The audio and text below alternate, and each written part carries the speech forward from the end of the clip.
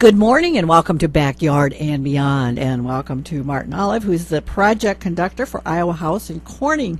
How are you doing this morning, Martin? Very well, very well. Thank you, Lavon. Very good. Well, Martin, we want to talk about a part of a series that's coming up tomorrow for builders, but I guess we need to back up from that and first talk about the Iowa House in Corning.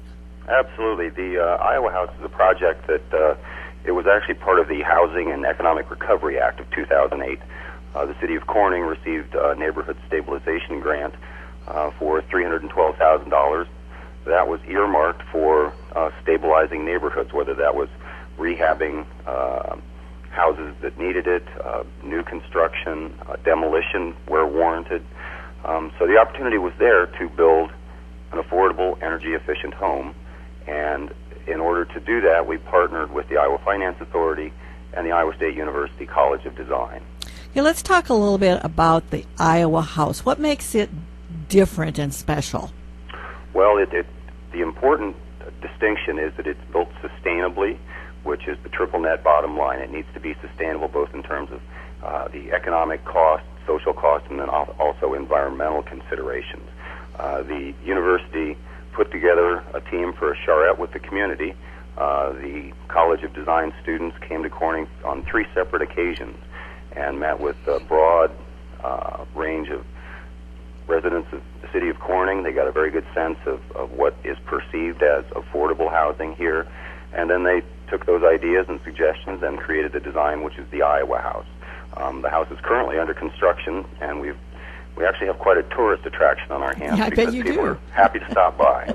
So what are some of the special things about the house that the designers came up with that said, this is going to make it sustainable, this is going to make it affordable? Well, the important thing, obviously, is orientation on the site. It's a south-facing house. It has oversized windows on the south so that you can capture radiant heat during the course of the day, and that creates a heat sink. It has large overhangs, which is an echo of a Frank Lloyd Wright design.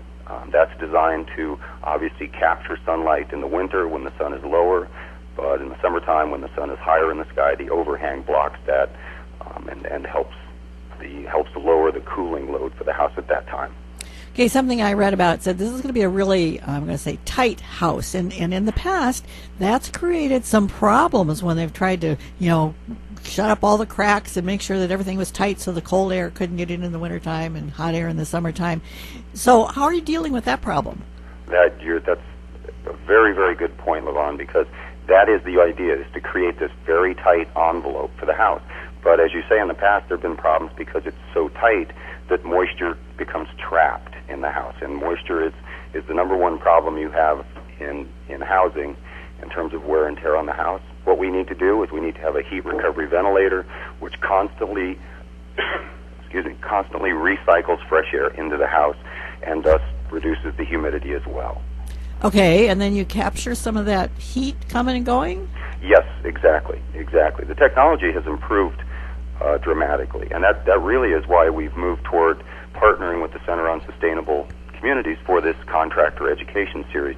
The students designed a lot of new best practice strategies into this home to create the energy efficiencies that we were looking for. But as I say, these are new, and so we needed to make sure that the contractors locally that would be doing this work understood the theory in practice. So the Center on Sustainable Community, they have a wonderful program. And I don't know how much you've discussed with your listeners at the Center, but the Center on Sustainable Communities is a 5-year-old not-for-profit organization based in Des Moines, and they really have become Iowa's leading resource for sustainability issues. City of Corning approached them and asked them if they would bring their affordable green building training series to Corning, and they agreed. So we're thrilled to have been able to offer this program. Yeah, we've really not talked much about sustainable communities, and that's something that has me really thinking about what does that mean to have a sustainable community. That's not just a house when you're talking about a sustainable community. Exactly, and we would hope that this would be the first in a series of homes. The stipulations with the funding are that we can keep using that program income, as it would be called, when the house is sold. Those funds can then be turned right back into the second house, third house, So in theory, this can go on in perpetuity. So that's the idea, is to create not just a sustainable home that's affordable and energy efficient, but then a neighborhood and then a community. Okay. Have you had any interest at this point? I knowing that the house isn't finished. Have you had any interest in somebody buying that house already? Oh yes, absolutely. We've had a lot of people inquire, and if any of your listeners are interested in the home, all they need to do is contact the City of Corning at City Hall, and we'd be happy to show them around. Because, as I say, it's an interesting opportunity for people at this stage of the game to come see some of the smart framing and advanced framing techniques that are going into it before they're covered up with drywall. Okay, yes. A little hard to see the inside after you get to a certain point. And talking about inside, that was another point I wanted to make about the air kind of thing. And that is the odors. You know, when you put new carpet in, you put new paint in, you put some of those kinds of things in, and there's a lot of odor and things given vapors and so on given off. How are you handling that as it comes to that point when you're doing those finishing touches?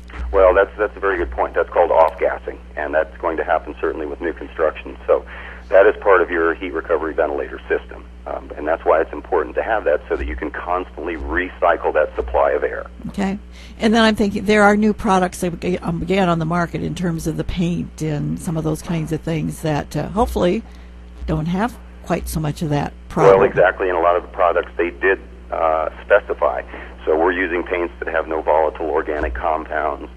The students did a very good job of researching the available materials out there that meet those environmental regulations responsibly.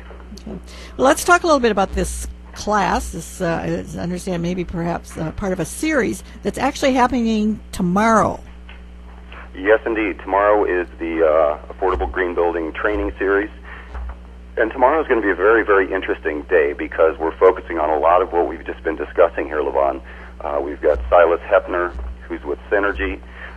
He'll be speaking on HVAC, heating and cooling. And the important things to discuss there would be system sizing and installation, concerns such as duct leakage, tuning and balancing your system. Silas has a very good story to tell because Synergy went out and did an audit of 500 homes in the state of Iowa. And you may have a furnace that says that it's 94% efficient, and absolutely it's 94% efficient on the factory floor, but what they found in their audit is that the average efficiency of an installed furnace is at 59%. So there's a lot of information there that's going to be shared with the attendees.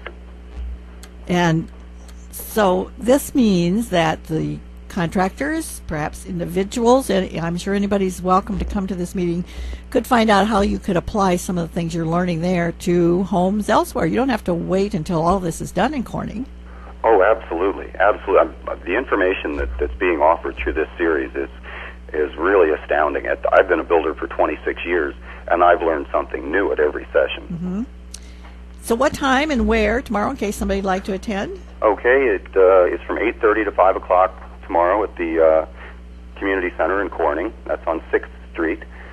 We've got registration and check-in at 8 o'clock. We've got some Danish and coffee to start the day, and then we have a nice lunch provided for everyone free of charge. And if anyone is interested in attending, they should go ahead and get in touch with Leslie up at the Center on Sustainable Communities. And her number, Lavon, is 515-707-2787.